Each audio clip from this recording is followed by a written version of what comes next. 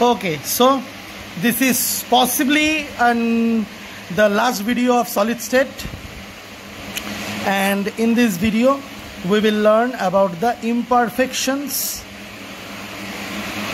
in the, what is the problem? Okay, we'll learn about the imperfections in the solid state or imperfections in the solid. Now you see, in solids we know that there is large range order, right? I have said you about the range order in the very first video.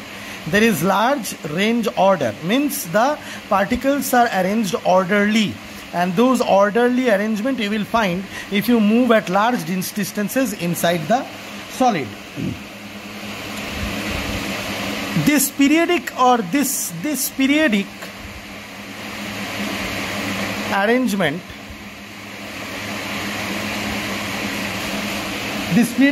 of atoms in crystals is perfect. Suppose for example at 0 degree Kelvin or 0 Kelvin. Okay, now when you rise the temperature, when the temperature is being aroused, or when you increase the temperature, some deviations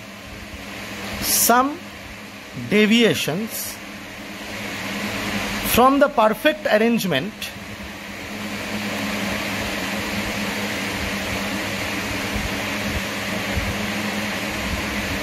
will be noticed, that is for sure. Okay, some deviations from the perfect arrangement will be noticed.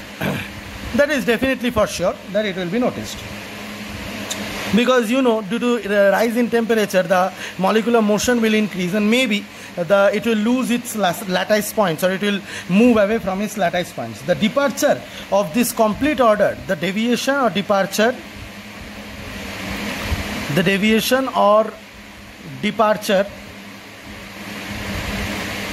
from this orderly arrangement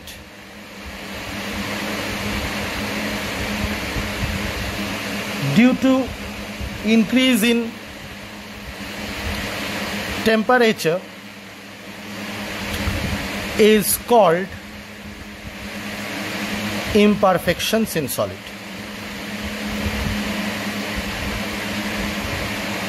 See, every solid's property or order, or you know, the arrangement of the BCC, FCC, or simple cubic cell, all the arrangement that you have understood, that putting the lattice points or making the crystal lattice structure in that is in the voids, making of the positively and negatively charged, cation and anion, and cation being in the voids and anion being in the lattice points, and then the octahedral and tetrahedral voids, everything that you have learned, every sum that you have done, those orderly arrangements are found at 0 Kelvin.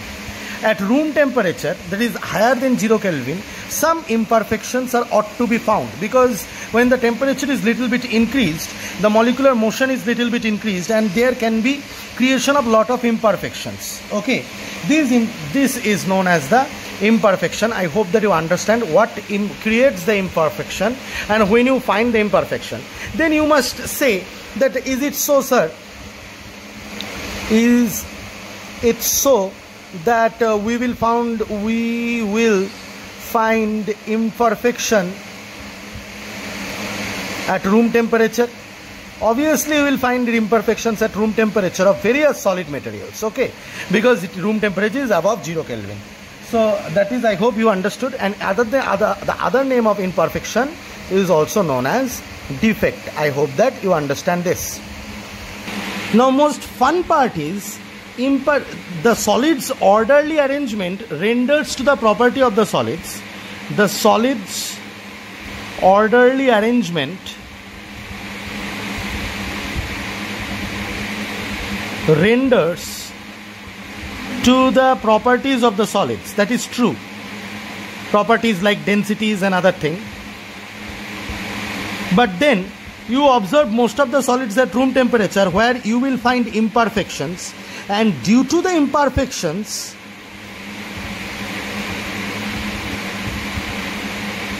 actually there is rendering of the property.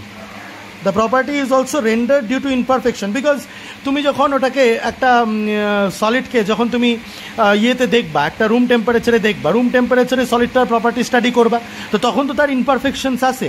তার মানে ইমপারফেকশনের জন্য যে প্রপার্টিটা আছে সেটাও আমাদেরকে consider করতে হয়, বা ইমপারফেকশনের জন্য প্রপার্টি ডিটারমাইন করে, বা ইমপারফেকশনও প্রপার্টি রেন্ডার করে, সেই কথাটা মাথায় রাখতে হবে। So this is really really interesting part. However very theoretical part, এমন কিছু বোঝানোর এর মধ্যে নাই, but then though interesting. Okay. And the first imperfection that we will study is the electronic imperfection. First seta shikbo. The first imperfection that we will study is the electronic imperfection.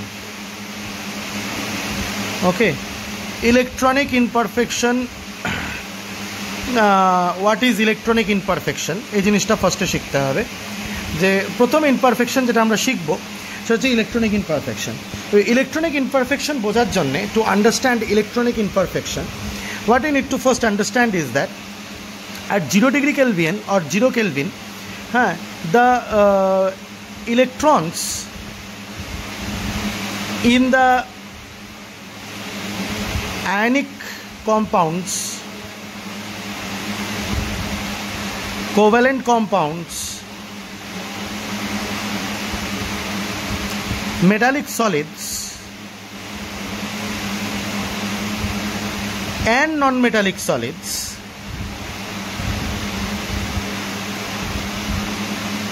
like silicon, ঠিক আছে, এদের মধ্যে the electrons tend to remain in the lowest energy level. এখন যখন the energy will increase little bit from 0 Kelvin, 0 Kelvin থেকে একটুখানি যখন এনার্জিটা বাড়বে, the electrons will tend to go to higher energy state, higher energy level বা higher energy state.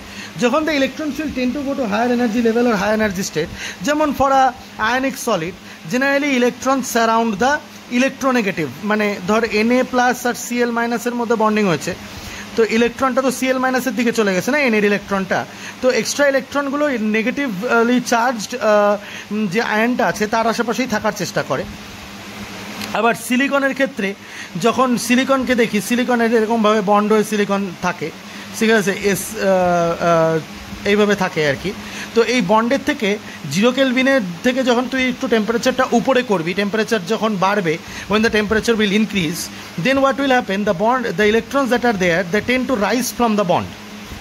ওকে, বন্ডের থেকে রাইজ করার চেষ্টা করে এবং বেরিয়ে আসে, ঠিক আছে। যেই জায়গাটার থেকে ও বেরিয়ে আসবে, ধর ওকে একটা কিউবিক সলিড বা একটা সলিড স্টেটে ভাব, ঠিক আছে, একটা সলিড স্টেটে তুই ওকে ভাব, ঠিক আছে। তো এবার কি হবে, যখন ও ইলেকট্রনগুলো বন্ড থেকে বেরিয়ে আসবে, তখন এই যে আরও যে রিপিটেশনস অফ দ্য ইউনিট সেলস থাকবে, তখন ইলেকট্রনগুলো মাঝখানে ইন্টারস্টিশিয়াল স্পেসেসের মধ্যে ঘুরবে, ইন্টারস্টিশিয়াল স্পেসেসের মধ্যে ঘুরবে, ঠিক আছে। আর ইলেকট্রনগুলো ইন্টারস্টিশিয়াল স্পেসেসের মধ্যে ঘুরবে, আর যেই জায়গার থেকে বেরিয়ে আসবে বা যেই ভয়েড থেকে বেরিয়ে আসবে, ঠিক আছে, সেখানে হোল ক্রিয়েট হয়ে যাবে, ঠিক আছে, যেটাকে আমি ক্লাস 10-এ তোদেরকে ইয়ে হিসাবে পড়াই, কার্নেলস হিসাবে পড়াই, ঠিক আছে। হোলস ক্রিয়েট হবে, তো এই হোলসগুলো ন্যাচারালি পজিটিভলি চার্জ ভাবতে পারিস হোলসগুলোকে, কারণ কি ওখান থেকে ইলেকট্রন বেরিয়ে চলে গেছে, ঠিক আছে। তো এই জিনিসটা যদি হয়, তখন কি হবে, ওর ইলেকট্রিক্যাল কন্ডাক্টিভিটি দেখা যাবে,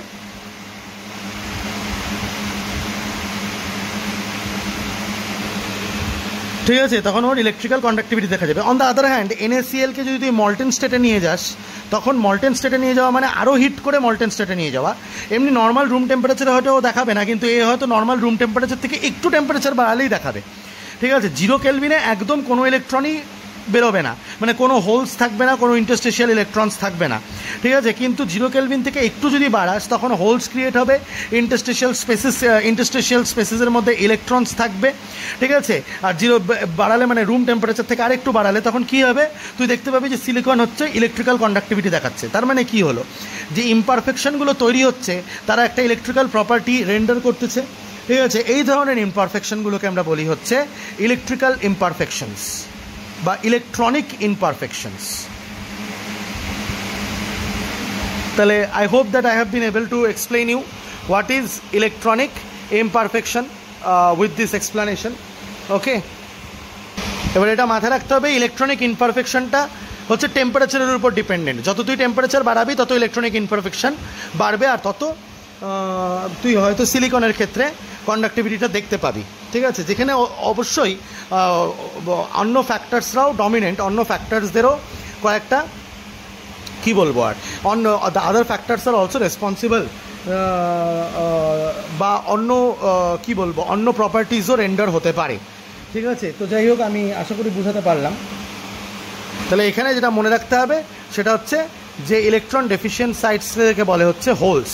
আর হোলস, যদি হোলস ক্রিয়েট হয় আর ইন্টারস্টিশিয়াল ইলেকট্রনস ক্রিয়েট হয়, তাহলে বুঝতে হবে যে কি ইমপারফেকশন হয়েছে, ইলেকট্রনিক ইমপারফেকশন হয়েছে। মনে রাখবি, যখন তুই ওই সাবস্টেন্সটার মধ্যে ইলেকট্রিক ফিল্ড অ্যাপ্লাই করবি, ইলেকট্রনসগুলো তো এইদিকে মুভ করে, ঠিক আছে, কিন্তু হোলসগুলো কিন্তু অপোজিট দিকে মুভ করে, ঠিক আছে। সেটা কিন্তু মাথায় রাখতে হবে। I hope that you understand this thing. আচ্ছা, এখন আমরা পড়বো হচ্ছে, now will study about the atomic imperfections or point defects. Atomic imperfections একটা পড়লাম, ইলেকট্রনিক ইমপারফেকশনস। এখন আমরা পড়বো হচ্ছে atomic imperfections or point defects, ঠিক আছে। পয়েন্ট ডিফেক্টস বা অ্যাটমিক ইমপারফেকশনস কাদেরকে বলে? That when deviations exist, when deviations exist from the regular orderly arrangement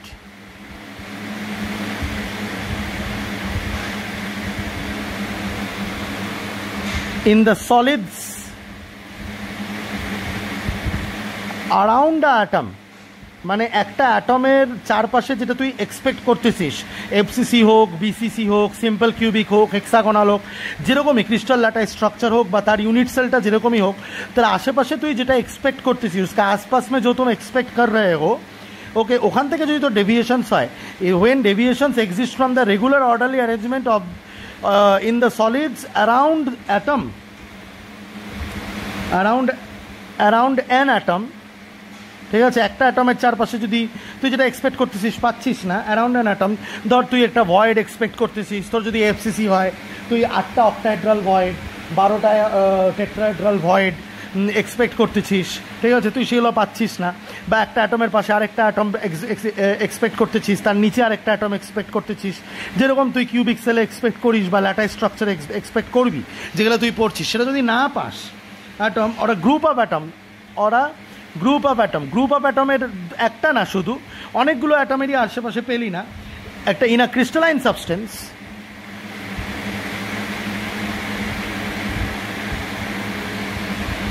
the defects are called point defects.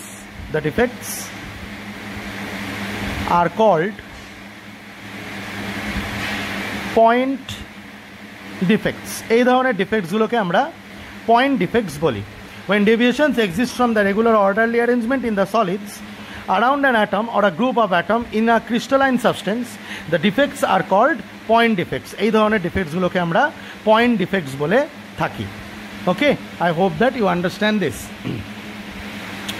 এবার তাহলে কোশ্চেন আসবে, টাইপস অফ পয়েন্ট ডিফেক্টস, কী কী ধরনের পয়েন্ট ডিফেক্টস হয়?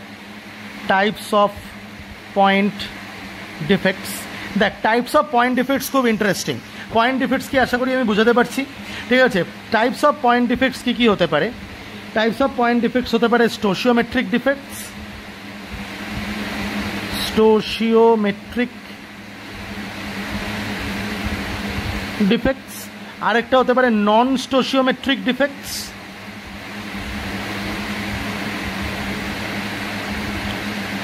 আর আরেকটা হতে পারে যে ইমপিউরিটি ডিফেক্টস। স্টোশিওমেট্রিক ডিফেক্টস কি? ডিফেক্টস থাকবে কিন্তু ফর্মুলা এফেক্টেড হবে না, ratio of the positive and negative charge ion change হবে না, ঠিক আছে? NaCl এর ফর্মুলা NaCl থাকবে কিন্তু তা সত্ত্বেও তার ভিতরে ডিফেক্ট থাকবে। নন স্টোশিওমেট্রিক ডিফেক্ট মানে ফর্মুলা চেঞ্জ হবে, যেমন FeOর ফর্মুলা FeO 0.95O হয়ে যাবে, বা Fe 0.93O হয়ে গেল, বা Fe 0.96O হয়ে গেল, এরকম ধরনের ডিফেক্টস, ঠিক আছে? আর impurity defects, if impurities are present in the solid state বা সলিড স্ট্রাকচার। সাপোজ ধর এরকম হলো যে যেই জায়গাটায় ল্যাটাইস পয়েন্টটায় একটা অ্যানায়ন থাকার কথা, ওখানে সেই অ্যানায়নটা না থেকে অন্য অ্যানায়ন চলে আসলো, বা ধর একটা পার্টিকুলার সিলিকন বা জার্মানিয়ামের একটা সলিড স্টেট, সেখানে একটা অন্য ফসফরাসের কিছু একটা ঢুকে গেল, বা নাইট্রোজেনের একটা অ্যাটম ঢুকে গেল, ঠিক আছে? বা অনেক জায়গায় এরকম হয়ে গেল ইউনিট সেলটা রিপিট হতে হতে, তখন সেগুলোকে আমরা ইম্পিউরিটি ডিফেক্ট বলি। আবার ইম্পিউরিটি ডিফেক্ট দুই ধরনের হয়, সাবস্টিটিউশনাল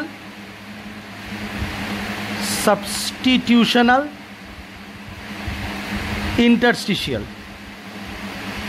ইন্টারস্টিশিয়াল মানে যে ভয়েডস বা গ্যাপসগুলো আছে অক্টাহেড্রাল বা টেট্রাহেড্রাল, তার ভিতরে যার থাকার কথা সে না থেকে অন্য কেউ থাকলো।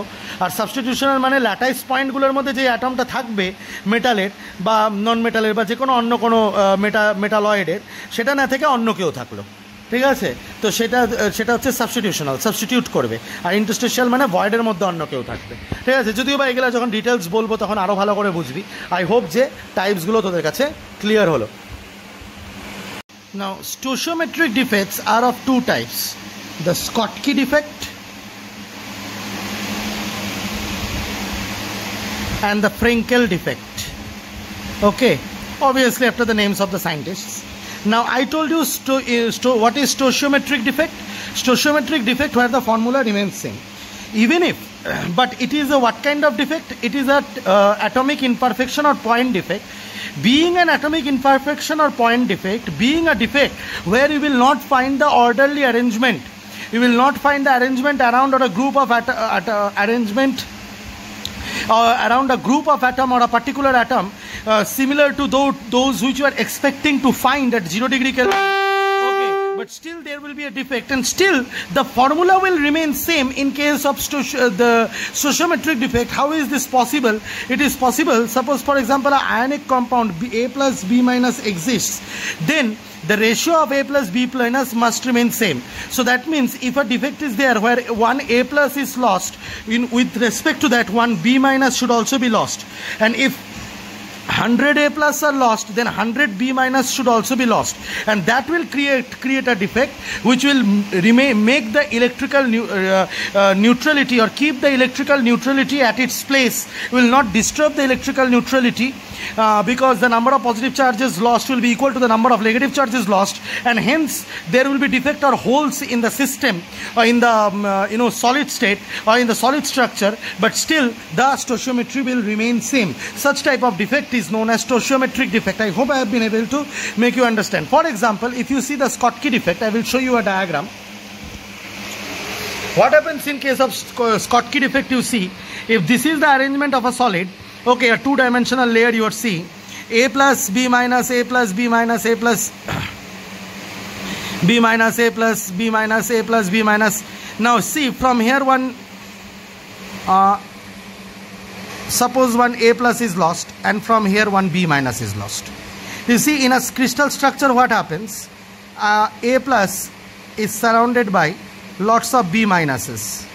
Okay, so in the same way, here one B minus is lost, here one B minus must be surrounded by A pluses from all the direction, and the B minus should be in the lattice point and the A pluses should be in the voids, and the A plus should be in the void, and the B minus should be in the lattice points forming the cubic crystal or the crystal structure. But however, lost from the void, if one is lost from the void, the other is lost from the lattice point, so it is lost, it is gone, it's fine. But then the electrical neutrality remains same. Such a type of defect is known as Schottky defect. I hope that you have understood what Schottky defect is. And what is Frenkel defect? You can see here Frenkel defect. In case of Frenkel defect, what happens? That in case of Frenkel defects, one of it goes away from the void and goes into the interstitial space. Okay, or one of it goes away from the lattice point and goes into the interstitial space. Such type of defect, when it goes away from the void and goes into the interstitial space, or goes away from the lattice point and goes into the interstitial space, if one of it does it, the electrical neutrality is not disturbed because none of the atoms are lost. So in this kind of defect is known as Frenkel defect, and this kind of defect is known as Schottky defect. Schottky defect is shown by formulas or the chemicals like NaCl, KCl, KBr. Okay, this type of things show CSCl, they show Schottky defect, and Frenkel defect is shown by AgBr. No, sorry, Frenkel defect is shown by ZNS. Okay, and remember AgBr shows both Schottky defect and Frenkel defect. Okay, so I hope that you have been able to understand Schottky defect and Frenkel defect. So remember, in Schottky defect what happens? In Schottky defect, if A plus and B minus forms a crystal lattice structure, equally A plus and B minus ions will be lost and there will be creation of holes in the lattice structure. Okay. Suppose if this is the one-dimensional lattice structure, and just let me draw it like I have shown you, and this is A plus B, A plus B minus, A plus B minus, A plus B minus, A plus. In this way, if one A plus is lost, one B minus is A minus, and B minus is also lost. Okay, in this way there will be a lot of holes created. So that is Schottky defect. Remember, Schottky defect is shown by compounds which have high coordination number. Okay, Schottky defect is shown by compounds having high coordination number, and Schottky defect is also shown by compounds which have small difference in the size of cations and anions. যেগুলো ionic স্ট্রাকচারে cation আর অ্যানায়নের সাইজের অত বেশি difference থাকে না, তারাই Schottky defect দেখাতে পারে। ঠিক আছে, স্কটকি ডিফেক্ট। আর ফ্রেঙ্কেল ডিফেক্টের কথা যদি বলি, if I talk about Frenkel defect কিন্তু তারা দেখায় which have low coordination number, যাদের কোঅর্ডিনেশন নাম্বারটা একটু কম হয়, আর large difference of size of cations and anions, মানে ক্যাটায়নগুলো অ্যানায়নের তুলনায় অনেকই ছোট। যেরকম সিলভার হ্যালাইডসের ক্ষেত্রে AgCl বল বা AgBr বল, এদের ক্ষেত্রে AgBr যদিও বা স্কটকি ডিফেক্টও দেখা যায়, ফ্রেঙ্কেল ডিফেক্ট দুটোই থাকে। AgCl বল অন্য সিলভার হ্যালাইডসের মধ্যে ফ্রেঙ্কেল ডিফেক্ট দেখা যায়। ঠিক আছে, ZNS এর মধ্যে আবার ফ্রেঙ্কেল ডিফেক্ট দেখা যায়, যেটা আমি বোঝালাম আর কি। ঠিক আছে, তো এবার এই জিনিসটা মাথায় রাখতে হবে।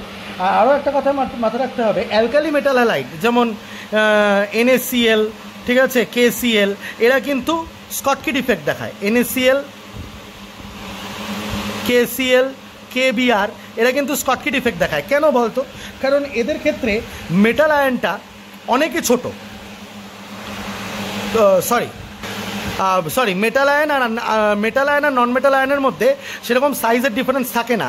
তার মানে ভয়েডসের তুলনায় বা ইন্টারস্টিশিয়াল স্পেসেসের তুলনায় ভয়েডসের মধ্যে তো থাকে ধর তোর পজিটিভ চার্জ আয়নসগুলো, কিন্তু যে ইন্টারস্টিশিয়াল স্পেসগুলো মাঝখানে যে ফাঁকা জায়গাগুলো থাকে ভয়েড ছাড়া, সেখানে কিন্তু Na+ আর K+ গুলো অ্যাকোমোডেট হতে পারবে না। ফ্রেঙ্কেল ডিফেক্টে কী হয়? ফ্রেঙ্কেল ডিফেক্টে একটা ভয়েড থেকে সরে গিয়ে ইন্টারস্টিশিয়াল স্পেসেসের মধ্যে ঢোকে। ইন্টারস্টিশিয়াল স্পেস মানে ফাঁকা জায়গা, ঠিক আছে? তো ভয়েড থেকে সরে গিয়ে ইন্টারস্টিশিয়াল স্পেসেসের মধ্যে ঢোকে। যেমন ভয়েড থেকে সরে গিয়ে ও ইন্টারস্টিশিয়াল স্পেসেসের মধ্যে ঢুকবে, তো ইন্টারস্টিশিয়াল স্পেসটার মধ্যে তো এতটুকু জায়গা থাকতে হবে যেটাকে ও অ্যাকোমোডেট করতে পারে আয়নটার কি বলবো সাইজটাকে। কিন্তু যারা আর কি বড় মানে কি বলবো NaCl KCl KBr যাদের KNa এগুলোর সাইজগুলো এত বড় হয় যে ওরা ভয়েডের মধ্যে তো থাকে, মানে অক্টাইড্রাল বা টেট্রাইড্রাল ভয়েডের মধ্যে, কিন্তু ইন্টারস্টিশিয়াল স্পেসেসের মধ্যে ওরা যেতে পারে না, ঠিক আছে? ইন্টারস্টিশিয়াল স্পেসেসের সাইজ অনেক ছোট হয়, তাই জন্য এদের কিন্তু NaCl KCl এদের কিন্তু ফ্রেঙ্কেল ডিফেক্ট ফ্রেঙ্কেল ডিফেক্ট দেখা যায় না। কেন ফ্রেঙ্কেল ডিফেক্ট দেখা যায় না? কারণ ওরা ইন্টারস্টিশিয়াল স্পেসেসের মধ্যে যায় না, যেটা ফ্রেঙ্কেল ডিফেক্টে হয় সরে গিয়ে ইন্টারস্টিশিয়াল স্পেসে চলে যায়। ঠিকই আছে, তাহলে স্কটকি ডিফেক্টেও কোনো স্টোচিওমেট্রিক চেঞ্জ পাবি না, ফর্মুলায় চেঞ্জ পাবি না। ফ্রেঙ্কেল ডিফেক্টেও ফর্মুলায় চেঞ্জ পাবি না, কারণ আয়নটা ওটার ভিতরেই থাকতেছে, হোল ক্রিয়েট করতেছে, কিন্তু স্টোচিওমেট্রি আর ইলেকট্রিক্যাল নিউট্রালিটিটা সেম থাকতেছে। তো আই হোপ যে এই ডিসকাশনটা দিয়ে স্কটকি আর ফ্রেঙ্কেল ডিফেক্টের ওভারঅল আন্ডারস্ট্যান্ডিংটা আমাদের ক্লিয়ার হয়, ঠিক আছে? এইবার ঘটনাটা হচ্ছে আরেকটা আছে যে effect of Schottky defect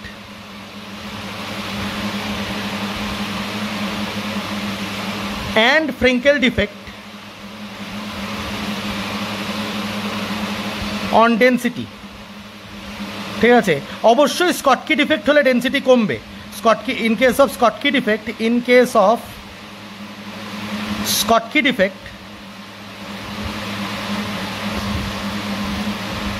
the density will be decreasing. তুই নিজে চিন্তা করে দেখ, ডেন্সিটি উইল বি ডিক্রিজিং। কেন ডেন্সিটি ডিক্রিজ করবে? Why the density will be decreasing?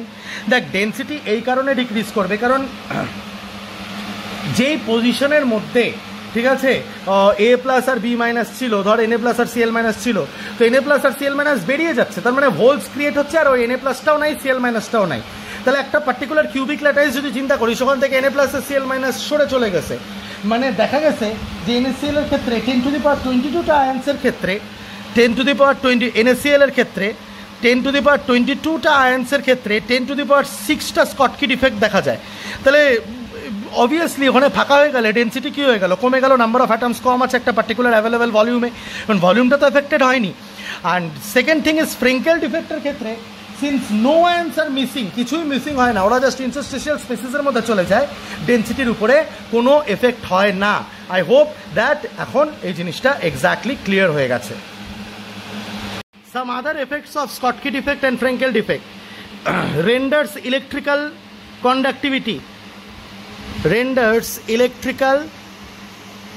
conductivity, ঠিক আছে? তো ইলেকট্রিক্যাল কন্ডাক্টিভিটি দেখাতে বাধ্য করে। কেন? কারণ দেখ, বোথ স্কটকি ডিফেক্ট আর ফ্রেঙ্কেল ডিফেক্টের মধ্যে তুই হোলস পাবি।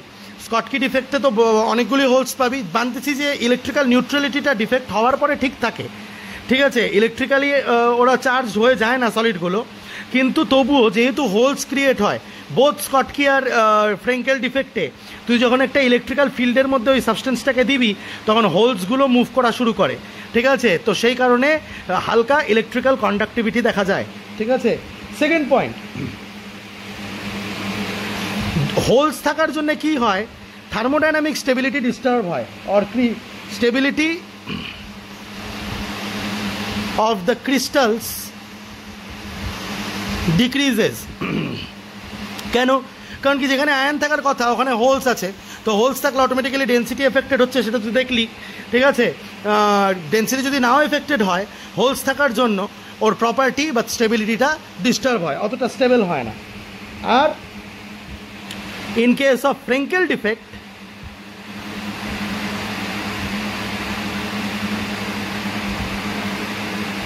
কি হচ্ছে? The dielectric constant increases. যারা এখনও ফিজিক্সে শিখতে পারিসনি হোয়াট ইজ ডাইইলেকট্রিক কনস্ট্যান্ট, তো আমি বলে দিই, ডাইইলেকট্রিক কনস্ট্যান্ট হচ্ছে একটা পজিটিভ চার্জ, একটা নেগেটিভ চার্জ ধর এতটা দূরে আছে, আরেকটা পজিটিভ চার্জ আর সেম নেগেটিভ চার্জটা একটু কাছে আছে, তাই এর ডাইইলেকট্রিক কনস্ট্যান্টটা বেশি হয়, কারণ এর একটা পার্টিকুলার ইলেকট্রিক ফিল্ডে এনার্জি স্টোর করার ক্যাপাসিটি বেশি হয়, সেটাকে বলা হচ্ছে dielectric constant. The capacity two store energy in an electric field is known as dielectric constant. যত কাছে থাকবে তত ডাইইলেকট্রিক কনস্ট্যান্ট বেশি হবে। তাহলে নিশ্চয়ই বুঝতে পারতেছি যে ফ্রেঙ্কেল ডিফেক্টে কী হয়, যেহেতু এই যে তোর হয়ে যায়, মানে হোলস থেকে সেটা ইন্টারস্টিশিয়াল স্পেসেসে চলে আসে, তাহলে নেগেটিভ আর পজিটিভ চার্জটা আরও বেশি কাছে চলে আসে, তাহলে ডাইইলেকট্রিক কনস্ট্যান্ট বেড়ে যায়। এরকম তো একটা জায়গায় হয় না, অনেক জায়গায় হয়, তাহলে এন্টায়ার সলিডটা ডাইইলেকট্রিক কনস্ট্যান্ট বেড়ে যায়। তাহলে স্কটকি ডিফেক্ট আর ফ্রেঙ্কেল ডিফেক্টের গোটা জিনিসটা আমি ভালো করে বুঝিয়ে দিলাম। Okay, now we will study the non stoichiometric defects. Okay, non stoichiometric defect means the type of defects in which the chemical formula gets altered a little bit. Now how it may occur, the non-stoichiometric defects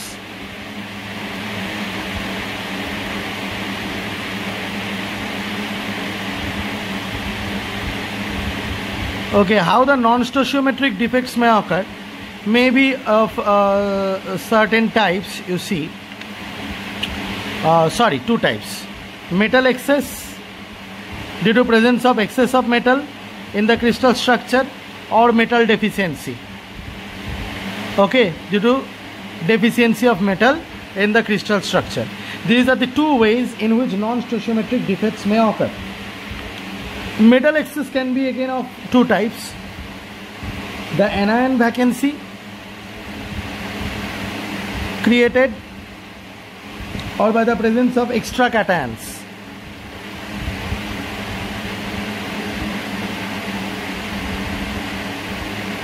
Means if extra cations are present, still the ratio of the two substance like A plus and B minus, and suppose the formula is AB, if extra cations are present, then also the stoichiometry will be disturbed.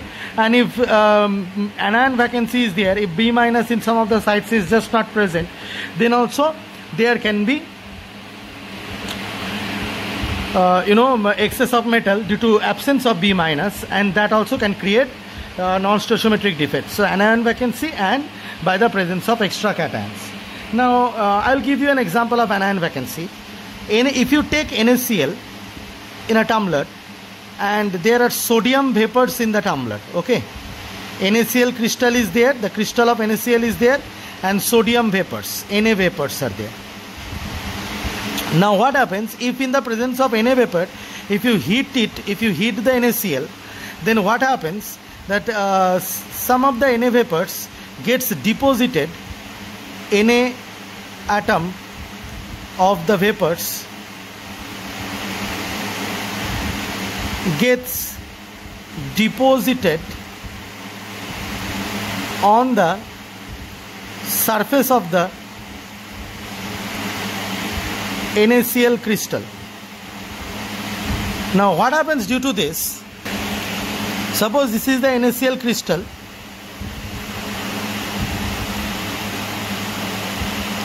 Cl minus is forming the lattice sites and the Na plus are present in the voids. Okay, what happens is that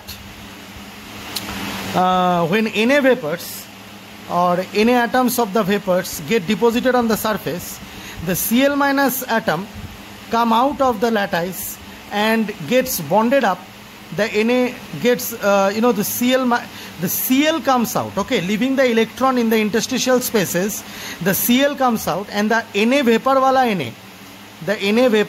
Na loses one electron and becomes NaCl, okay, in the surface. Now what happens? A void is created, anion vacancy is created, okay, because the Cl minus has come out. Now this renders what? A free electron in the interstitial spaces, okay. So now due to the presence of this large number of free electrons in the interstitial spaces, the crystal absorbs white light and releases yellow light. So that means little bit becomes what? Colorful. In the same way, excess amount of lithium in LiCl makes it appear pink. And in the same way it can happen. Here excess amount of Na is present. How can you say, sir, excess amount of Na is present? At first in NaCl crystal structure, Cl minus was forming the lattice point.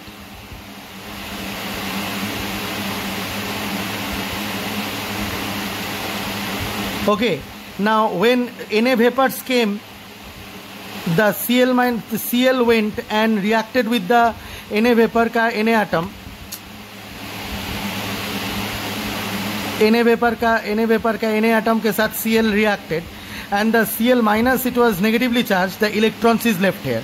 So extra electron is left here and extra amount of Na plus is left here because it went to the vapor phase.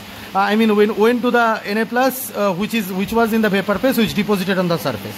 So in this way, excess amount of Na gives yellow color, excess amount of Li gives pink color in LiCl. So this is the definition of anion vacancy. I hope that you understand. By the presence of extra cations. Now how extra cations can be present? You see, suppose for example, so this was anion vacancy. Example of anion vacancy. Now example of extra cations. Suppose if you heat ZNO, ZNO gets heated and forms ZNO plus 2 plus half O2 plus electron. So this goes into the interstitial spaces.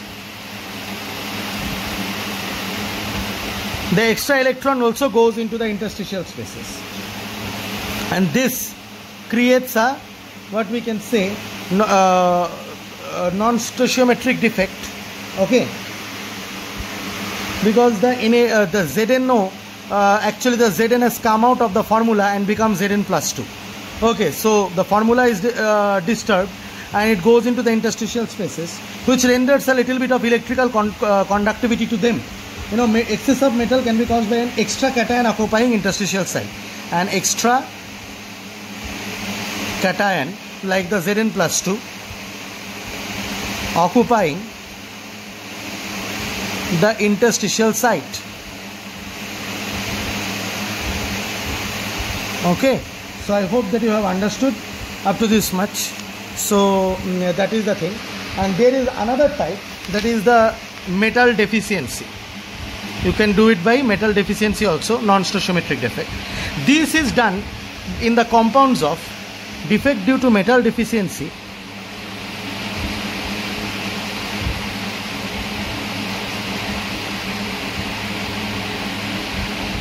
is basically due to basically present in the transition metals or compounds of transition metals.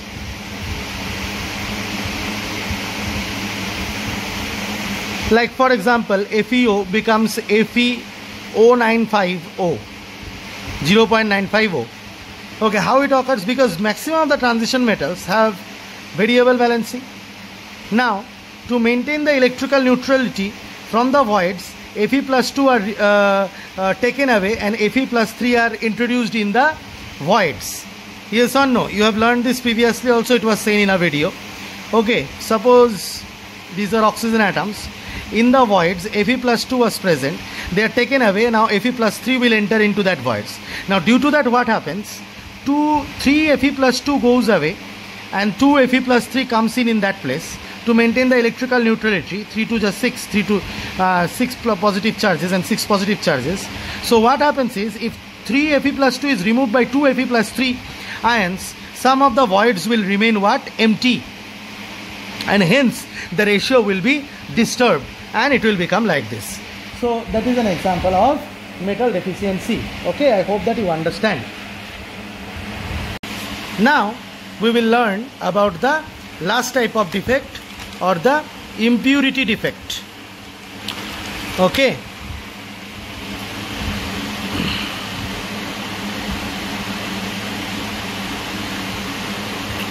Impurity defect are basically of two types: interstitial solids, or give rise to two types of solids: interstitial solids and Substitutional solids.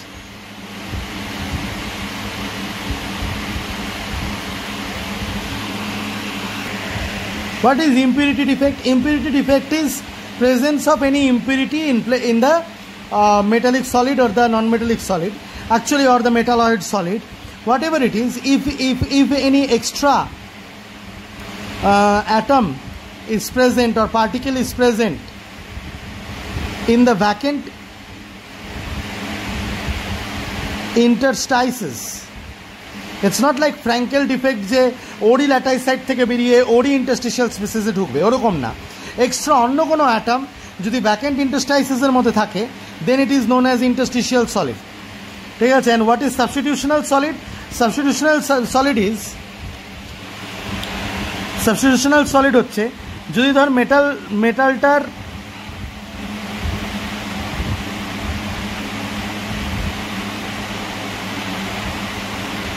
একটা structure আছে, কোনটা আঁকলাম না, তো যাই হোক, মেটালটার একটা structure বা মেটালয়েডটার ওর জায়গায় যে ল্যাটাইসাইডটা আছে ওই অ্যাটমটা না থেকে ওর জায়গায় অন্য কোনো অ্যাটম ঢুকে গেছে, ঠিক আছে, তখন ওটাকে আমরা বলবো সাবস্টিটিউশনাল সলিড আর সাবস্টিটিউশনাল সলিড সলিউশনস আর ইন্টারস্টিশিয়াল সলিড সলিউশনস। এটা অ্যালয় ফর্ম করার সময় করে, অ্যালয়ের সময় আইদার ইন্টারস্টিশিয়াল অ্যালয়ও হতে পারে, আবার সাবস্টিটিউশনাল অ্যালয়ও হতে পারে, ঠিক আছে। সেটা সলিউশন চ্যাপ্টারে আমি বলছিলাম হয়তো তোদেরকে। আচ্ছা, এনিওয়ে, এবার শোন একটা জিনিস বুঝাই। ডোপিং বোঝ। ডোপিং কি? ডোপিং মানে হচ্ছে, doping is the introduction of defects in incorporation of small amount of foreign impurity in the crystal.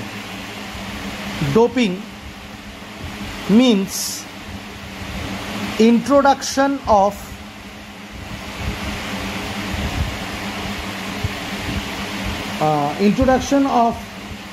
defects by incorporating small amount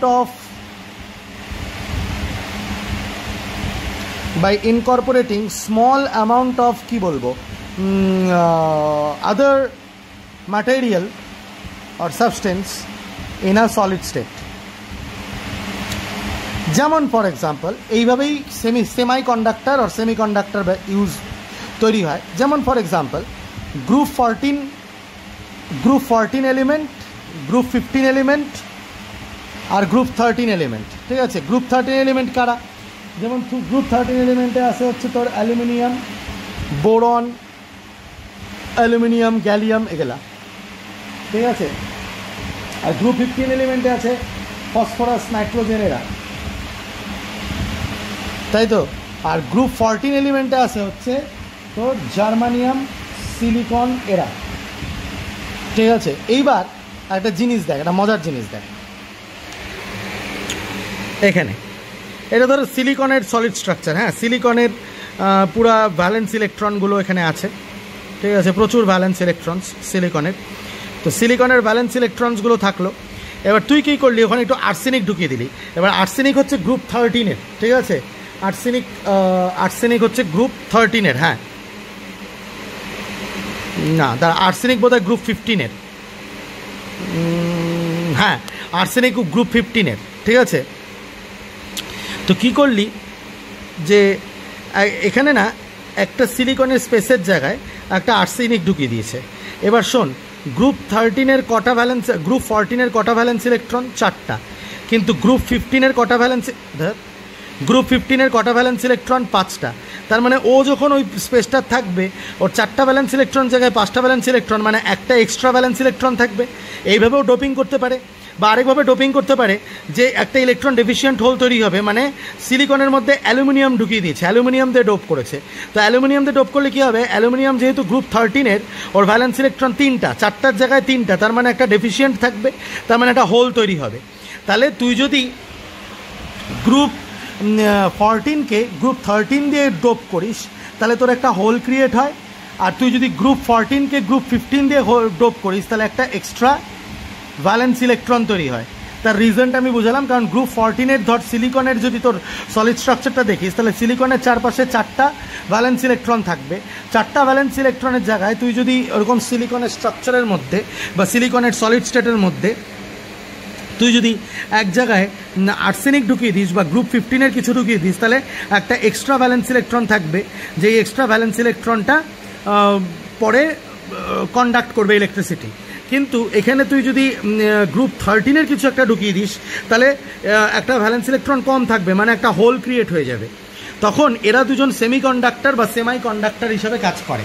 কেন? কারণ কি সেমাই কন্ডাক্টরে খুব কম ইলেকট্রিসিটি ট্রান্সপোর্ট হয়, কন্ডাক্টরের মতো না, কন্ডাক্ট হয় কিন্তু ইলেকট্রিসিটি ট্রান্সফার করতে পারে। আর এদের সবচেয়ে বড় ইম্পর্টেন্ট জিনিস হচ্ছে, যদি তুই টেম্পারেচার বাড়াস, even if you increase the temperature of semiconductor, তাহলে হোলটাও বেশি এক্সাইটেড হয়ে যাবে বা এক্সট্রা ইলেকট্রনটাও বেশি এক্সাইটেড হয়ে যাবে। তখন ওরা ফই ফই ফই ফই করে ইলেকট্রন যাবে বা হোল ট্রাভেল করবে, তখন কিন্তু ইলেকট্রিসিটি কন্ডাক্ট করতে পারে। যদি তুই গ্রুপ 15 দিয়ে করিস, একটা এক্সট্রা নেগেটিভ চার্জ বা এক্সট্রা ইলেকট্রন থাকে, তাই জন্য তাকে বলা হয় হচ্ছে এন টাইপ সেমিকন্ডাক্টর। যদি তুই গ্রুপ 13 দিয়ে গ্রুপ 14-কে ডোপ করিস বা সিলিকনকে ডোপ করিস, তাহলে কি হবে? তাহলে একটা হোল ক্রিয়েট হবে বা একটা পজিটিভ চার্জ মুভ করবে, তখন ওটাকে বলে হচ্ছে P type semiconductor, positive type আর নেগেটিভ টাইপ। ঠিক আছে? তার মানে এন টাইপ সেমিকন্ডাক্টরে কি হয়, যে এক্সট্রা ইলেকট্রন তারা মুভ করে, পি টাইপ সেমিকন্ডাক্টরে হোলসগুলো মুভ করে। তাহলে বুঝাতে পারলাম ডোপিং দিয়ে ইমপারফেক্ট ইম্পিউরিটিস ডিফেক্ট বুঝাতে পারলাম আশা করি। তো সেই জিনিসটাই আমার জানানোর ছিল। ওকে, তো এখানে সেমিকন্ডাক্টরের ব্যাপারে শেখালাম। কিন্তু সেমিকন্ডাক্টরের কি এরকমই ব্যাপার হয়? আসলে সেমিকন্ডাক্টর যারা নিজেরাই সেমিকন্ডাক্টর, তারা কীরকমভাবে সেমিকন্ডাকশন করে? এইভাবে তো সেমিকন্ডাকশন করেই, ঠিক আছে? আর সেমিকন্ডাক্টর বোঝাটার একটা ব্যান্ড থিওরি আছে, সেটাও আমি বুঝিয়ে দিচ্ছি, ঠিক আছে? কিন্তু এটা কিন্তু আমি আশা করি যে সেমিকন্ডাক্টরের নেচারটা আমি বোঝাতে পারলাম, এন টাইপ আর পি টাইপ সেমিকন্ডাক্টর, ঠিক আছে? আর ইম্পিউরিটি ডিফেক্টের আন্ডারে তারা পড়ে, ঠিক আছে? এবার চলো সেমিকন্ডাক্টরের ব্যান্ড থিওরি বোঝার চেষ্টা করি। আচ্ছা, ব্যান্ড থিওরি বুঝতে হলে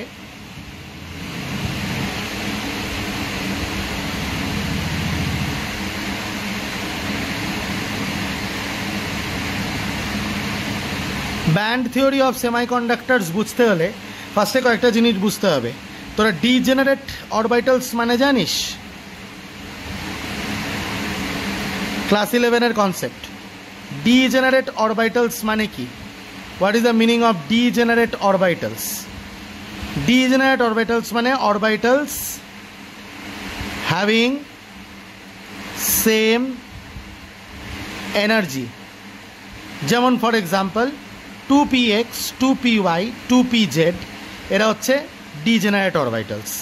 আবার 3px, 3py আর 3pz এরাও হচ্ছে ডিজেনারেট অরবিটালস। কিন্তু আবার 2pz আবার 3pzকে ডিজেনারেট ভাবিস না, কারণ এর এনার্জি বেশি, এর প্রিন্সিপাল কোয়ান্টাম নাম্বার বেশি। তো সেটা তো ছাড়লাম। কিন্তু ভাব, ধর একটা লিথিয়াম অ্যাটম আছে, আরেকটা লিথিয়াম অ্যাটম আছে। লিথিয়াম অ্যাটমের কেমিক্যাল ফর্মুলা হচ্ছে 1:2s1, 1:2s1 ইলেকট্রনিক কনফিগারেশন। তো এই 2s1টা এই 2s1টা এরা দুজনে কি ডিজেনারেট? হ্যাঁ, অবশ্যই এরা দুজনও ডিজেনারেট অরবিটালস, ঠিক আছে? তো আশা করি ডিজেনারেট অরবিটালস বুঝাতে পারলাম।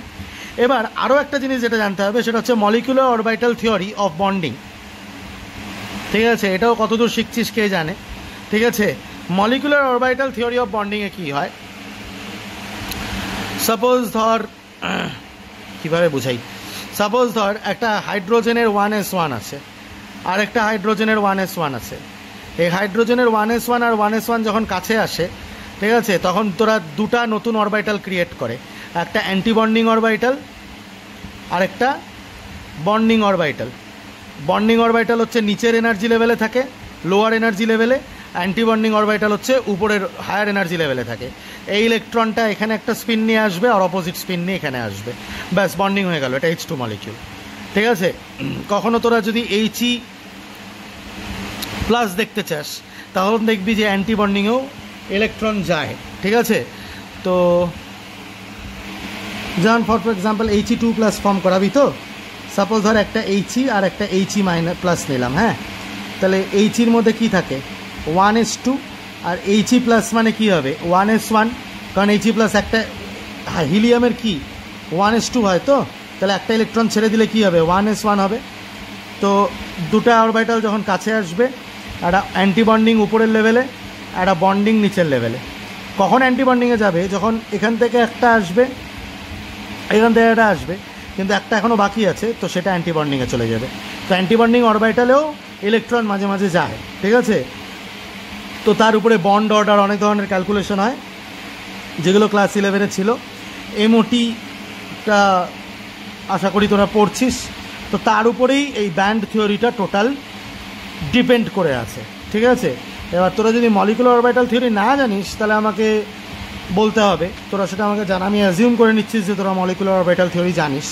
আমি আরও কয়েকটা বন্ডিং দেখাচ্ছি মলিকুলার অরবিটাল থিওরি দিয়ে, যাতে একটু হলেও বুঝে, যদি না জানিস একটু হলেও বুঝে নিস। যারা জানিস তারা স্কিপ করে যেতে পারিস, একটু আগায় যেতে পারিস ভিডিওতে। শোন, মলিকুলার অরবিটাল থিওরি এমন কিছু থিওরি না, জাস্ট আমি একটু শর্টে বলতেছি। ওটার বিশাল বড় ডিটেলস আছে, ভীষণ ফ্যাসিনেটিং জিনিস, কিন্তু এখানে অত ফ্যাসিনেট করে আমি বললাম না, আমি একটু শর্টে বললাম। কিছুই না, যখন দুটো অরবিটাল কাছে আসে, ঠিক আছে, তখন একটা বন্ডিং, একটা অ্যান্টি বন্ডিং অরবিটাল তৈরি হয় যেটা ওই দুটো অরবিটালের থেকে হায়ার এনার্জি থাকে, আর একটা বন্ডিং অরবিটাল তৈরি হয় যেটা লোয়ার এনার্জিতে থাকে। এবার এই দুজনের ইলেকট্রন একবার এখান থেকে এখানে, একবার এখান থেকে এখানে, যেগুলো বাকি থাকবে উপরে যাবে, ঠিক আছে। অপোজিট স্পিন এখানে একটা আসবে, তার অপোজিট স্পিনটা এখানে আসবে, তারপরে যে বাকি থাকবে সেখানে। ধর এখানে এইভাবে এরকমভাবে আছে, হ্যাঁ, আর এরকমভাবে আছে, তাহলে এর একটা স্পিন আসবে, এর একটা স্পিন আসবে, তার অপোজিট স্পিনটা এখানে যাবে, তার অপোজিট স্পিনটা এখানে যাবে, এইভাবে। তো যাই হোক, ধর আবার এরকম আছে,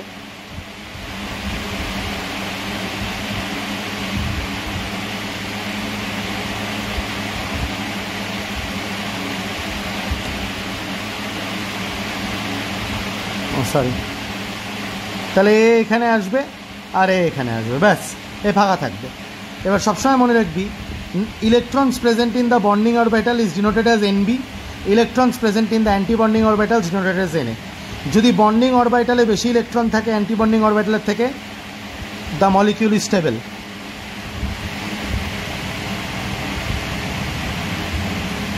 যদি অ্যান্টি বন্ডিং অরবিটালে বেশি ইলেকট্রন থাকে বন্ডিং অরবিটাল থেকে, দ্য মলিকিউল ইজ আনস্টেবল। আর যদি অ্যান্টি বন্ডিং অরবিটালে আর বন্ডিং অরবিটালে ইকুয়াল থাকে, the molecule is still unstable. ব্যাস, এবার কয়েকটা এক্সাম্পল দেখাচ্ছি। যেমন এটা কি, H2+ আয়ন, তো কি করছে, একটা H2+ মানে H+-এর কোনো থাকবেই না কিছু। H যদি 1s, এগুলো কিন্তু একটু কেমিস্ট্রি ভালো জানতে হয়। তো যাই হোক, H-এর যেমন 1s1, তা H+-এর কি 1s0, তাই না, ওই ইলেকট্রনটা ছাড়ে দিছে। তাহলে H আর H+ যখন বন্ডিং করবে, তাহলে এই যে H আসলো, H+ আসলো, ঠিক আছে, তাহলে এ এখানে চলে আসলো, এখানে চলে আসলো। এর এটা মোটামুটি স্টেবল, ঠিক আছে, কারণ কি বন্ডিং অরবিটালে বেশি ইলেকট্রন আছে। কিন্তু তুই যদি এখানে দেখিস, He2, এর একটা এখানে আসলো, এও স্টেবল, ঠিক আছে। কিন্তু এখানে দেখ He2-, এখানে একটা আসলো, এখানে একটা আসলো, এখানে একটা আসলো। He2- মানে একটা H অ্যাটম 1s1, আর H2H- কী হবে 1s2, ঠিক আছে। তাহলে 1s2 হলে এই দুজনের মধ্যে একজন এখানে, একজন এখানে, আর একজন উপরে গেল, তাহলে এটাও পসিবল। কিন্তু এটা পসিবল না, দেখ He2 মলিকিউল, কারণ এখানে দুজনে, এখানে একটা আসলো, এখানে একটা আসলো, এখানে একটা আসলো, এটা পসিবল না, ঠিক আছে। তো এগুলা বন্ডিং অরবিটাল, এগুলা অ্যান্টি বন্ডিং অরবিটাল। ক্লিয়ার করতে পারছি তো? আশা করি যে তোরা ক্লিয়ার হচ্ছে। বড় মলিকিউলও ফর্ম হয়, ওরকম ব্যাপার না, নাইট্রোজেন মলিকিউলও ফর্ম হয়, দেখ, ঠিক আছে। তো এই জিনিসগুলো জানতে হবে। ক্লিয়ার হচ্ছে? দেখ, ফার্স্টে 1s-এর মধ্যে থেকে একজন এখানে আসলো, একজন এখানে আসলো, একজন অ্যান্টি বন্ডিংয়ে গেল, বন্ডিংয়ে অ্যান্টি বন্ডিংয়ে, আর কিন্তু আলটিমেটলি লাস্টে দেখা যাচ্ছে অ্যান্টি বন্ডিং ফাঁকা থাকতেছে, মানে টোটাল বন্ডিং অরবিটালসই বেশি, অ্যান্টি বন্ডিং অরবিটালস কম। অ্যান্টি বন্ডিংয়ে 1, 2, 3, 4টাই আছে, কিন্তু বন্ডিংয়ে 1, 2, 3, 4, 5, 6, 7, 8, 9টা আছে। তো বেশি এটা স্টেবল, N2 মলিকিউল ফর্ম হচ্ছে। তো সবসময় জানবি যে দুটা অরবিটাল যখন কাছে আসবে, বন্ডিং অরবিটালস আর অ্যান্টি বন্ডিং অরবিটালস তৈরি হবে। তো anti bonding orbitals higher energy লেভেলে থাকে, বন্ডিং অরবিটালস লোয়ার এনার্জি লেভেলে থাকে। এবার এটা বুঝে গেলে এবার ব্যান্ড থিওরি ভালো করে বোঝানো যাবে। তাহলে ব্যান্ড, আশা করি ডিজেনারেট অরবিটালস কাছে আসলে কী হয় আর মলিকুলার অরবিটাল থিওরি কী, সেটা খুব শর্টে আমি বোঝানোর চেষ্টা করলাম, বুঝলি? তারপরে এখন আমি আসতে পারবো তোদেরকে ব্যান্ড থিওরি বোঝানোর জন্য। Now see, okay, in band theory of metal bonding, suppose ধর একটা লিথিয়াম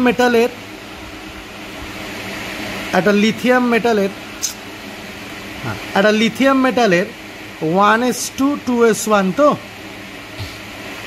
আর এটা লিথিয়াম অ্যাটমের 1:2s1। তো এই 2s1টার এই 2s1টা ধর এখানে ডি দূরে ছিল, যখন দূরে ছিল তখন ইন্টার অ্যাটমিক ডিস্টেন্সটা হাই, ঠিক আছে, ইন্টার অ্যাটমিক ডিস্টেন্সটা হাই, ঠিক আছে, দূরে দূরে ছিল দুইজন, ঠিক আছে। তো তখন বলতে পারিস যে এরা দুজন ডিজেনারেট হয়েছিল। কিন্তু যেই কাছে আসা শুরু করলো as they kept on coming closer, কাছে আস্তে আস্তে এমন একটা সিচুয়েশন ক্রিয়েট হলো যেখানে ডিজেনারেট অরবিটালসগুলো অ্যান্টি বন্ডিং আর বন্ডিং অরবিটালসে ব্রেকডাউন হলো।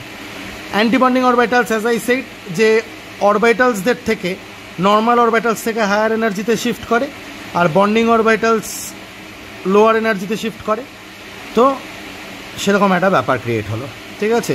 তো এইভাবে এটা তো গেল একটা অ্যাটমের কথা। একটা অ্যাটম তো থাকে না, 7টা অ্যাটম যদি থাকতো তাহলে কী হতো, এরকম 7টা ক্রিয়েট হতো, ঠিক আছে। ডিজেনারেটার অরবিটালস আর ডিজেনারেটর অরবিটালস ব্রেকডাউন হয়ে যেত অ্যান্টি বন্ডিং আর বন্ডিংয়ে, ঠিক আছে। এটাকে আরেকটা ডায়াগ্রামে দেখানো যায়।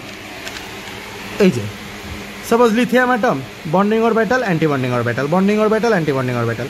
আর যেহেতু 2s1 একটাই ইলেকট্রন, ঠিক আছে, ও অ্যান্টি বন্ডিংয়ের মধ্যে বন্ডিংয়ের মধ্যে দুটো ইলেকট্রন চলে আসবে, অ্যান্টি বন্ডিংটা ফাঁকা থাকবে। তাহলে প্রত্যেকটার সময় অ্যান্টি বন্ডিংগুলো ফাঁকা থাকবে, তার মানে শুধু বন্ডিং অরবিটালসগুলো ভর্তি হবে, অ্যান্টি বন্ডিং অরবিটালসগুলো ফাঁকা থাকবে। Right or wrong? বুঝতে পারলি কথাটা? যেরকম এখানে অ্যান্টি বন্ডিংগুলো ফাঁকা ছিল, ঠিক সেরকমই এখানে কী হবে, যেহেতু লিথিয়ামের ক্ষেত্রে এই যে এখানে একটাই ছিল, এখানে একটাই ছিল, একটা দুটো এখানে চলে আসছে বন্ডিং অরবিটালে, অ্যান্টি বন্ডিং ফাঁকা।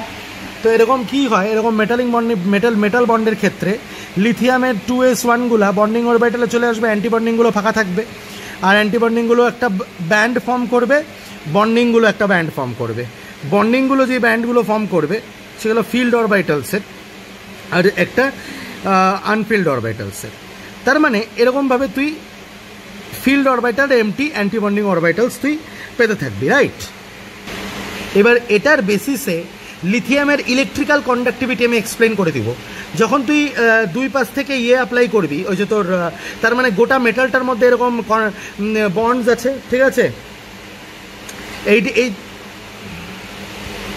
এই জিনিসটাকে আমরা বলি হচ্ছে ভ্যালেন্স ব্যান্ড। এইটুকটা জায়গাটাকে আমরা বলি হচ্ছে ভ্যালেন্স ব্যান্ড। কি বলি? Valence band. মানে ব্যান্ড মানে হচ্ছে অনেকগুলো বন্ডিং অরবিটালস নিয়ে তৈরি, আর এই জায়গাটাকে আমরা বলি হচ্ছে কন্ডাকশন ব্যান্ড, ঠিক আছে, মানে ফাঁকা থাকে। তো কী হয়, যখন এক্সাইটেড হয় বা যখন তোর হিট কন্ডাক্ট করে তখন এই ইলেকট্রনগুলো ট্রাভেল করে করে কন্ডাকশন ব্যান্ডে চলে যায়, তাহলে হিট কন্ডাক্ট করতে পারে। লাস্টারও যখন লাইট পড়ে তখন ইলেকট্রনগুলো কন্ডাকশন ব্যান্ডে যায়, তো একটা এনার্জি অ্যাবজর্ব হয়, আবার ফিরে ভ্যালেন্স ব্যান্ডে চলে আসে, তো ওই জন্য একটা শাইনি অ্যাপিয়ারেন্স দেয়, ঠিক আছে। আবার ইলেকট্রিক্যাল কন্ডাক্টিভিটিও ইজিলি পাবি, তুই যখন পোটেনশিয়াল ডিফারেন্স অ্যাপ্লাই করবি ভ্যালেন্স ব্যান্ড থেকে কন্ডাকশন ব্যান্ডে চলে যাবে, ঠিক আছে। তো এইভাবে লিথিয়ামের কিন্তু এই জিনিসগুলো আমি বোঝাতে পারলাম। এবার এখানে শুধু 2s দিয়ে পড়লি, ঠিক আছে। তো কিন্তু একটা জিনিস তোরা ভুলে যাচ্ছিস, লিথিয়ামের ভাব বা বেরিলিয়ামের ভাব তুই যদি দেখিস ইলেকট্রনিক কনফিগারেশনটা 1:2s1, এর 1:2s2, কিন্তু যেহেতু 2 প্রেজেন্ট তার মানে 2pও প্রেজেন্ট ওর, ঠিক আছে। 2pটা ফাঁকা হয়ে প্রেজেন্ট হয়ে আছে 3টা অরবিটালস, এরাও কিন্তু কাছাকাছি এসে ফাঁকা ভ্যালেন্স ব্যান্ড আর কন্ডাকশন ব্যান্ড ক্রিয়েট করে। আর সবসময় মনে রাখবি যে এই 2pর ভ্যালেন্স ব্যান্ড আর কন্ডাকশন ব্যান্ডও তৈরি হয়, যার জন্য বেরিলিয়াম, লিথিয়ামেরটা তো বোঝা ইজি, কিন্তু বেরিলিয়ামের ক্ষেত্রে কি হয়, এই যে 2s2, এখানে তো ধর 2s2 বেরিলিয়ামের, হ্যাঁ, এখানেও দুটা, এখানেও দুটা, এখানেও দুটা, ঠিক আছে। এতে এখানে আসলো, তো এখানে তো একটা চলে আসবে, আর এখানে আরও দুটো চলে যাবে, তার মানে ওর কন্ডাকশন ব্যান্ডটা ফিল হয়ে যাবে যতগুলো অ্যাটমসের আসবে। তাহলে তো ওর ইলেকট্রিসিটি, তার মানে কি বুঝাচ্ছি, তার মানে সবকটা অ্যান্টি বন্ডিং অরবিটাল ভর্তি থাকবে, সবকটা বন্ডিং অরবিটালও ভর্তি থাকবে, তখন তুই বলবি যে তার মানে কন্ডাকশন ব্যান্ডটাও ফিল হয়ে থাকবে, আর ভ্যালেন্স ব্যান্ডটা যেটা বন্ডিং অরবিটাল দিয়ে তৈরি হয়েছে আর এটা যেটা অ্যান্টি বন্ডিং অরবিটাল দিয়ে তৈরি হয়েছে সবই ফিল্ড হয়ে থাকবে। তাহলে তো বেরিলিয়ামের কোনো ইলেকট্রিক্যাল কন্ডাক্টিভিটি থাকা দরকার নেই। হ্যাঁ, লিথিয়ামের ক্ষেত্রে তুমি বলতে পারো, কারণ লিথিয়ামেরটা পরিষ্কার দেখা যাচ্ছে যে 2s1 আর 2s1, ঠিক আছে। তো 2s1 আর 2s1-এর মধ্যে কী হচ্ছে যে একটা বন্ডিং অরবিটালে দুজন চলে আসতেছে, অ্যান্টি বন্ডিং অরবিটালটা ফাঁকা থাকতেছে। তো এরকম 7টা 8টা 10টা 12টা 1000টা 100টা মিলে কন্ডাকশন ব্যান্ড তৈরি করলে কন্ডাকশন ব্যান্ডটা ফাঁকা থাকতেছে, ভ্যালেন্স ব্যান্ডটা ভর্তি থাকতেছে। কিন্তু তোমার বেরিলিয়ামের ক্ষেত্রে তো দুটোই ভর্তি, তাহলে ওখানে কেন বেরিলিয়াম লিথিয়ামের থেকে বেশি, beryllium is high conductor than lithium, এটা কেন হয়? তখন মাথায় রাখতে হবে যে 2p-টাও ফাঁকা থাকে বাবু, ভুললে চলবে না। তখন কি হয়, ফাঁকা 2p-গুলাও ওভারল্যাপ করে ভ্যালেন্স ব্যান্ড আর কন্ডাকশন ব্যান্ড তৈরি করে, ঠিক আছে। আর সেটা মনে রাখতে হবে যে 2p ব্যান্ড আর 2s ব্যান্ডের কিন্তু একটা ছোট্ট ওভারল্যাপও থাকে, ঠিক আছে। যেমন এখানে দেখ, এই যে 2s-এর বন্ডিং ব্যান্ড বা ভ্যালেন্স ব্যান্ড তৈরি হচ্ছে, ঠিক আছে, অ্যান্টি বন্ডিং, এই যে, আর 2p-র এই যে বন্ডিং, এই যে অ্যান্টি বন্ডিং, ঠিক আছে। এবার সব বন্ডিংগুলো নিয়ে, ঠিক আছে, এটা এটা এটা তোর বেরিলিয়ামের ক্ষেত্রে সব বন্ডিং আর অ্যান্টি বন্ডিংগুলো যেগুলো ফিল আপ হয়ে গেছে, এটা বেরিলিয়ামের স্ট্রাকচার। হ্যাঁ, বেরিলিয়ামের 2s-এর অ্যান্টি বন্ডিংগুলোও ভর্তি থাকবে, বন্ডিংগুলোও ভর্তি থাকবে, অ্যান্টি বন্ডিংগুলোও ভর্তি থাকবে, কারণ 2s2 আর 2s2 মিলে জোড়া লাগছে। আশা করি বুঝতে পারতেছিস, ঠিক আছে। এখানে যে দেখালাম 2s2 আর 2s2 মিলে জোড়া লাগছে, তাহলে দুজন এখানে আসলো, দুজন এখানে আসলো, দুজন এখানে গেল, তার মানে সবাই ভর্তি থাকবে। ভর্তিগুলো মিলে ভর্তিগুলো ভ্যালেন্স ব্যান্ড তৈরি করলো। ফাঁকা 2p-গুলো ভ্যালেন্স ব্যান্ড আর কন্ডাকশন ব্যান্ড তৈরি করতে গিয়ে কিছুটা ব্যান্ড ওভারল্যাপ হয়ে গেছে, ঠিক আছে।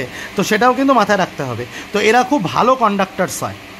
কিন্তু তুই যদি দেখিস যে সেমাই কন্ডাক্টরের ক্ষেত্রে যে ব্যান্ডের ওভারল্যাপ, ভ্যালেন্স ব্যান্ড আর কন্ডাকশন ব্যান্ডের ওভারল্যাপ হয় না, ওখানে একটা ফরবিডেন জোন থাকে, যেই ফরবিডেন জোনটা কন্ডাক্টার্সের ক্ষেত্রে থাকেই না প্রায়, আর ইনসুলেটার্সের ক্ষেত্রে বিশাল থাকে। এখানে দেখ, energy gap between valence band and conduction band ইনসুলেটার্সের ক্ষেত্রে বিশাল, মেটালসের ক্ষেত্রে ওভারল্যাপড, আর সেমাই কন্ডাক্টার্সের থেকে ছোট্ট। তাই জন্য সেমাই কন্ডাক্টার্সরা দুজনের মাঝখানে ইলেকট্রিসিটি কন্ডাক্ট করতে পারে। এটাই হচ্ছে ব্যান্ড থিওরি। আই হোপ যে আমি বুঝাতে পারছি। যদি তাও না বুঝিস আমাকে কল করবি, বোঝার চেষ্টা করবি। ইলেকট্রনস যখন স্পিন করে, ঠিক আছে, তার spin quantum number anticlockwise স্পিনের ক্ষেত্রে +½ ধরা হয়, আর ক্লকওয়াইজ স্পিনের ক্ষেত্রে -½ ধরা হয়, ঠিক আছে। এবার মনে রাখবি magnetic properties depend on this, ঠিক আছে। যদি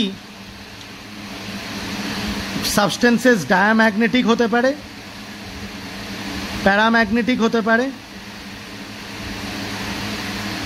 আর ফেরোম্যাগনেটিক হতে পারে,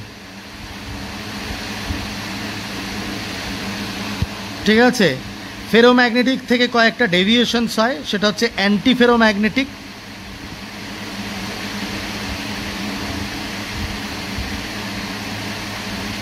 আর ফেরিম্যাগনেটিজম।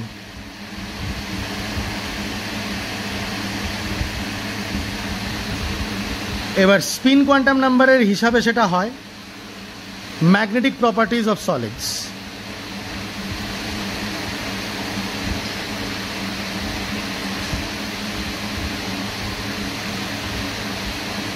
এবার আমি এটা এক্সপ্লেন করব না, এটা আমি গুগল মিটে লোকের কাছ থেকে এক্সপ্লানেশন শুনবো। টাইম মতো ক্লাস হবে রবিবার দিন, তখন আমি শুনবো। অবশ্যই রবিবারে তোরা এক্সট্রা ভিডিওও পাবি, ঠিক আছে। আর রবিবার দিন আমি আরও একটু ডিসকাস করব সলিড স্টেট কমপ্লিট। তোরা বলতে পারিস solid state, solution, chemical kinetics আর electrochemistry. These are the toughest chapter of class 12.